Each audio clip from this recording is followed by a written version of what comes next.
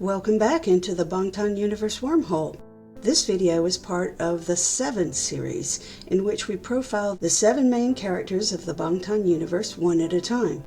Each video is designed to give you an overview of the character's personality, motivations, struggles, and growth. To profile the 7 characters, we will need to discuss their storylines within the BU, so that means major spoilers ahead. Let's take a look at SeokJin, the good kid.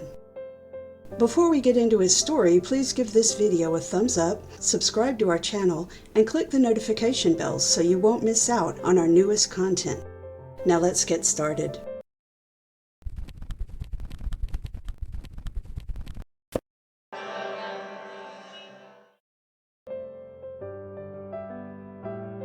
Kim SeokJin comes from a rich family who never showed him any real love. His father, the assemblyman Kim Chang-jun, was too busy to pay him much attention, and his mother was just indifferent.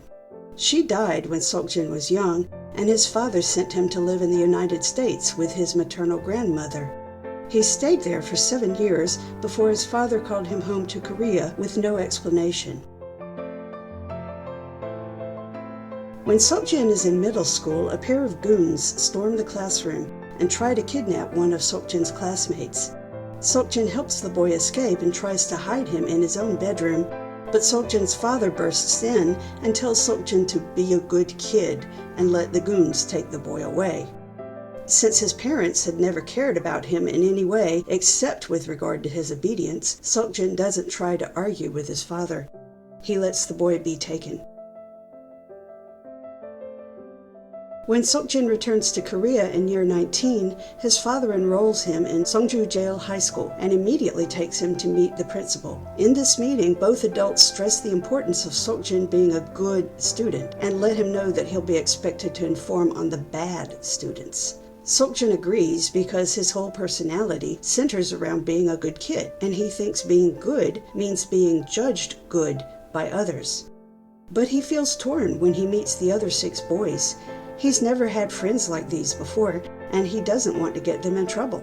So he compromises by telling the principal as little as possible and never saying anything that could hurt them.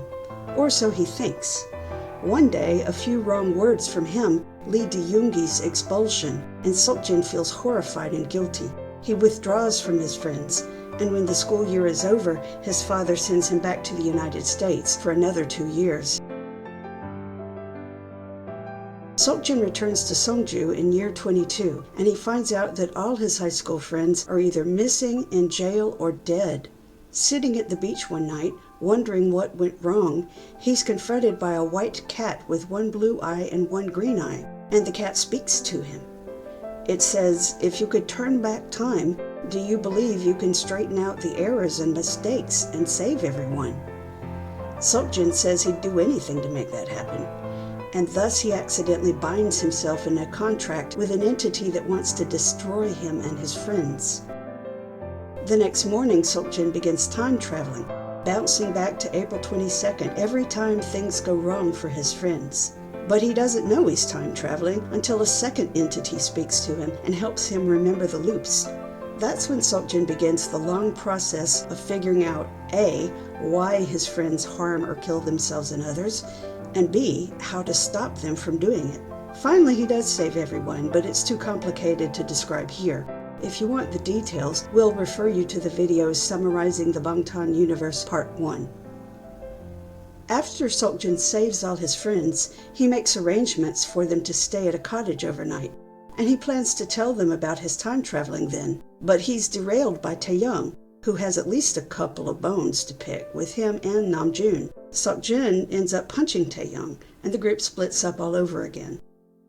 That night, as Jungkook is walking home, he's struck and almost killed by a hit-and-run driver. In the hospital, he has a faint but bothersome idea that the driver just might have been SeokJin. The HYYH Era explores the confusion, temptation, and mistakes of youth, as well as the necessity of breaking away from your parents and learning to develop your own ideas about right and wrong. That's especially hard for SeokJin since he still thinks that being a good kid means being judged good by his father. How can he break away from his father when his father is his only judge? Unfortunately, he's the oldest member of his friend group, and age hierarchy is very important in Korean culture. That means he's supposed to help the others navigate this critical phase of their lives. He's not very effective, but the short film Awake shows us that at least he's broken out of his father's control now. And in the Love Yourself era, all 7 boys have matured at least a bit. In the Love Yourself era, SeokJin falls in love, or at least he thinks he does. He sees a girl at a railroad crossing and is instantly smitten by her beauty. But when she drops her diary while running past him, he doesn't return it. Instead, he studies it so he can learn all her likes and dislikes. Then he remakes himself into the man of her dreams. He doesn't realize that he's still trying to be the good kid. He's broken away from his father's control, but now he wants the girl to judge him as good. This is what the song Fake Love is all about. SeokJin is erasing himself in order to become the girl's doll, and in the process, he's ignoring the value of his true self, or his right to judge himself as good. He can't love her if he's not really there for her, and she can't love him because she doesn't know who he really is. This love is fake, and it's destined to fail. Everything seems to be going well at first, though, until SeokJin arranges to meet the girl downtown for a date night. He plans to confess his love to her, and he brings a bouquet of her favorite flower, the rare Smeraldo. But just as he sees her crossing the street, she's struck and killed by the florist's truck. Her death starts a new loop, and SeokJin begins time traveling again. At this point, SeokJin has enough experience to save the girl with ease, but the real storyline of this era is about saving someone else, Namjoon, who's destined to die in a fire at his container home on September 30th. It almost cost SeokJin his soul, because after trying and failing to save Namjoon countless times, he meets the cat again and strikes a second bargain. The cat says information comes at a price, then tells him only that he has to find the map of the soul. And it doesn't tell him the price for this little scrap of information. SeokJin begins going through all the usual steps in saving his friends, but this time he's cold and impatient, not really caring about any of their lives, only Namjoon's, because Namjoon's death is what makes the loop repeat. Eventually, we realize that the cat has stolen SeokJin's positive memories and emotions, basically turning him into a younger version of his father, who never seemed to love him. And now SeokJin joins his father on the corrupt Songju Redevelopment Committee, which plans to demolish the poorer areas of Songju and rebuild with a contractor who will provide hefty kickbacks and other favors. Thankfully, SeokJin's friends notice his strange behavior, and Tae-young, who experiences dream visions throughout the BU, has a nightmare in which a dead-eyed SeokJin seems to bring an end to the whole world. This sets Tae-young on a quest to find out what's wrong with SeokJin, and with help from his friends to undo the cat's spell. In the process, SeokJin finds out that his father Chang-joon was a time traveler too, but Chang-joon ended up betraying and abandoning his friends. Chang-joon never found the map of his soul, which would have been a record of his mistakes and failures, as well as his growth. But thanks to the others, SeokJin finds the map of his own soul, and it leads him to turn in his father and the rest of the redevelopment committee for their crimes. Watching Chang-joon's trial and conviction, SeokJin finally sees peace on his father's face, and he realizes that Chang-joon has finally found the map of his soul, thanks to his son's actions. SeokJin also reveals his time traveling to his friends, and 5 of the 6 understand and forgive him. The exception is Jungkook, who's gone down a very dark path in this loop. Once again, he's been run over by the cat disguised as SeokJin's truck, but now the cat has taken advantage of SeokJin's coldness and his friend's preoccupation to convince Jungkook that it was really SeokJin who hit him, and that his friends are covering for him. We'll say more about that in the video profiling Jungkook.